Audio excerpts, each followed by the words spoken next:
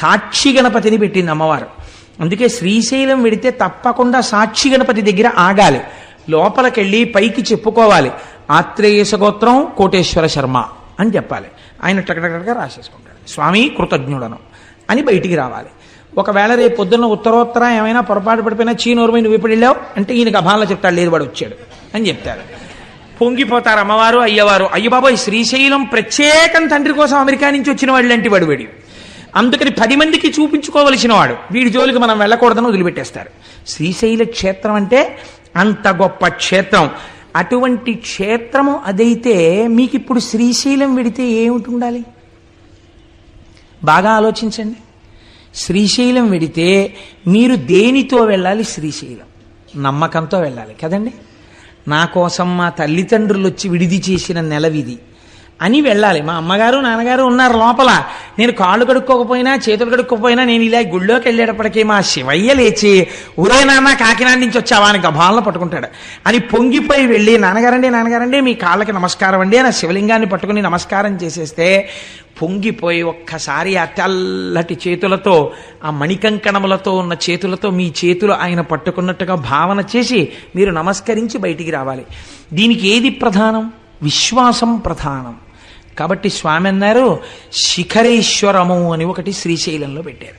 ఇక్కడ వచ్చింది తమాషా అంతా. ఈ శిఖరేశ్వరంలో ఏం చేస్తారు అంటే నువ్వులు పట్టుకెళ్ళి నంది యొక్క విగ్రహం దగ్గర పోస్తారు. చరణంది అంటారు. పూర్వకాలంలో చరణంది అని ఒకటి ఉండేది శివాలయాల్లో.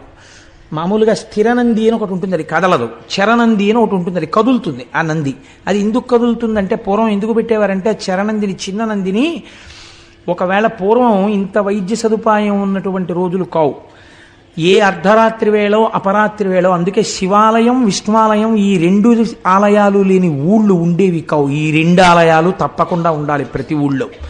దేని కొరకు అంటే ఎవరైనా గర్భిణి అయ్యున్నటువంటి స్త్రీకి అనుకోకుండా నొప్పులు వస్తే పట్నానికి తీసుకెళ్ళడానికి అవకాశం లేకపోతే అంతరాలయం మూసేసి ఉన్నా కూడా పరిగెత్తుకుంటూ అర్చకుడి దగ్గరికి వెడితే ప్రధానమైన తలుపు తీసేవారు.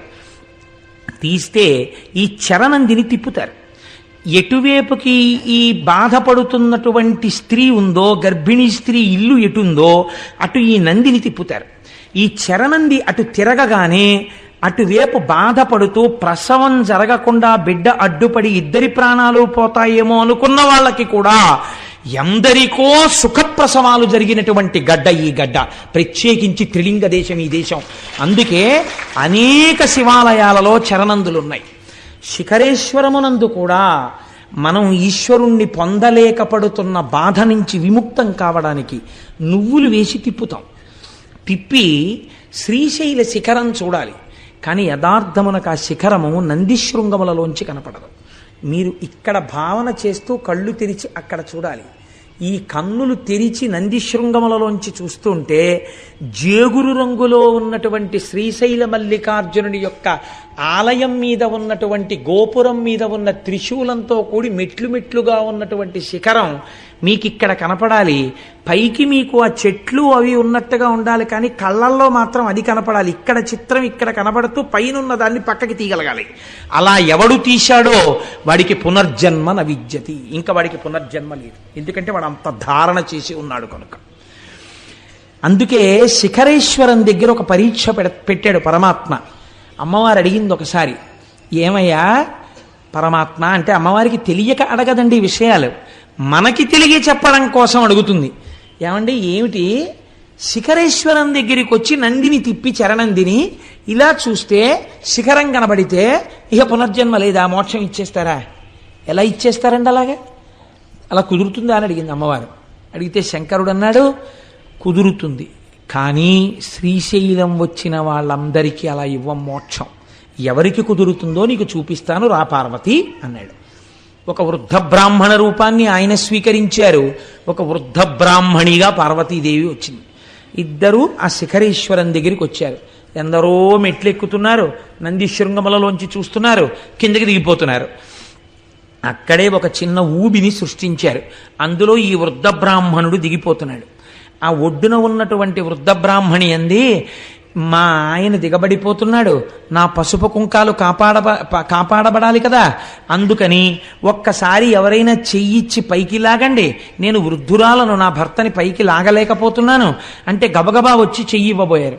మీలో పాపం లేని వాళ్ళు పైకి లాగండి అనేటప్పటికీ నాకు పాపం లేకపోవడం ఏమిటి, ఎన్ని దిక్కుమాల పనులు చేశానని వెళ్ళిపోయాడు ప్రతివాడు. అటుగా ఒక వేశ్య కిందకి దిగుతోంది. ఈవిడ వేశ్య అని అందరూ అంటున్నారు.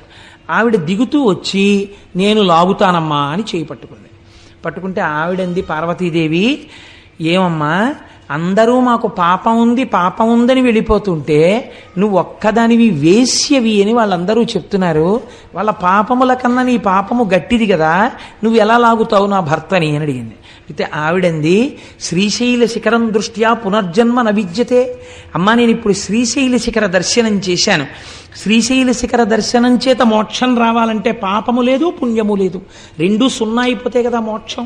ఇప్పుడు నా ఖాతాలో పాపం ఎక్కడుందమ్మా, పాపం లేదు పుణ్యం లేదు, అందుకుని లాగుతున్నానమ్మా, నేను అర్హురాలను అంది. విశ్వాసం నిజంగా ఉన్నది నీకు, ఈవిడికి మోక్షం ఇస్తున్నాను. నంది శృంగములలోంచి చూడడం కాదు, ఇక్కడ ఉన్నది నా తల్లి, ఇక్కడ ఉన్నది నా తండ్రి, వాళ్ళ మాట సత్యం అని నమ్మినవాడెవడున్నాడో వాడికి మోక్షం. కాబట్టి శ్రీశైల క్షేత్రంలో అడుగు పెట్టిన వాడికి ఉండవలసినది మనం మన తల్లిదండ్రుల దగ్గర ఉన్నామన్నటువంటి భావన ఉండాలి.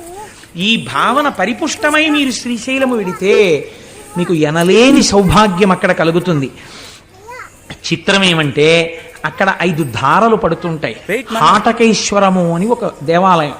హాటకేశ్వరము చిత్రమైన దేవాలయం. అది ఒక కొత్త కుండ పెంకులో బంగారు లింగము తనంత తాను ఆవిర్భవించింది. ఒక బంగారు లింగము తనంత తాను కుండ పెంకునందు ఆవిర్భవించినటువంటి క్షేత్రము కనుక దాన్ని హాటకేశ్వరము అని పిలుస్తారు. ఇవన్నీ వింటుంటే మీకు ఒకసారి శ్రీశైలం వెడితే బాగుండనిపిస్తోందా? పోనీ అలాగే గట్టిగా ప్రార్థన చేయండి, ఏమో ఈశ్వరుడు అనుగ్రహించి వెడతామేమో. కాబట్టి ఆ కుండ పెంకులో ఒక బంగారు లింగం వెలిసినటువంటి క్షేత్రము హాటకేశ్వరము. మీరు ఆ హాటకేశ్వరం దగ్గర మెట్లు బాగా కిందకి దిగి వస్తే పాలధారలు పంచధారలు అని పడుతుంటాయి. ఇవి సాధారణంగా ఏం చెప్తారంటే, మీరు ఎవరినైనా అడిగితే పాలధారలు అంటే అదిగో చూశారంటే తెల్లగా ఉన్నాయి, అందుకని దీని పేరు పాలధార. అవి ఏమిటో తెలుసా అంటే పంచధారలు అంటే పంచదార కలిపిన నీళ్ళల్లా ఉంటాయండి, అందుకని పంచదారలు అంటారు. అలా కాదు, వాటి పేరు పాలధార. అంటే పరమశివుని యొక్క లలాటమునకు తగిలిపడినటువంటి ధార పాలధార. అంటే అగ్ని, జ్ఞానాగ్ని నేత్రమైనటువంటి ఆ కంటి మించి పైనుంచి జ్ఞానగంగ మరింతగా తగిలి కింద పడినటువంటి ధార. ఇది శివుడి యొక్క లలాటమును తగిలి వస్తున్న ధారాని మీరు లోపలికి పుచ్చుకుంటే ఉత్తర క్షణము మీరు గొప్ప ఫలితాన్ని పొందుతారు. ఎందుచేత ఇలా ఏర్పడింది?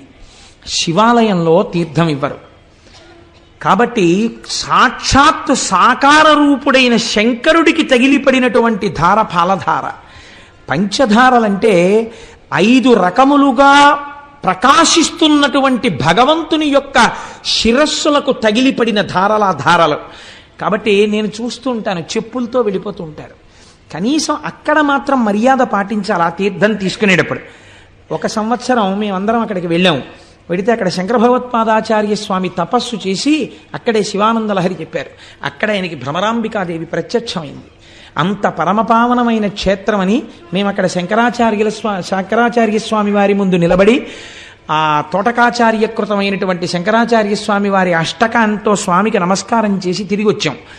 చంద్రశేఖర పరమాచార్య స్వామి అక్కడే ఉండిపోతానన్నారు. తపస్సు చేసుకుంటూ ఉండిపోతానన్న ప్రదేశం అదే. కాబట్టి అంత పరమపావనమైన చోట పంచధారలు పడతాయి. అవి ఒకటి బ్రహ్మధార, ఒకటి విష్ణుధార, ఒకటి రుద్రధార, ఒకటి చంద్రధార, ఒకటి దేవధార. 5 ధారలు అక్కడ పడుతున్నటువంటి పంచధారలు. ఈ పంచధారల్ని స్వీకరించడం సృష్టికర్త, స్థితికర్త, ప్రళయకర్త మనస్సుకి ప్రచోదనమిచ్చే చంద్రమా మనసోజాత చక్షో సూర్యో అజాయత లోకసాక్షులైనటువంటి సూర్యచంద్రులు. ఈ 5 తీర్థములను మీరు అక్కడ తీసుకోవచ్చు. అంత పరమపావనమైనటువంటి క్షేత్రము శ్రీశైల క్షేత్రం.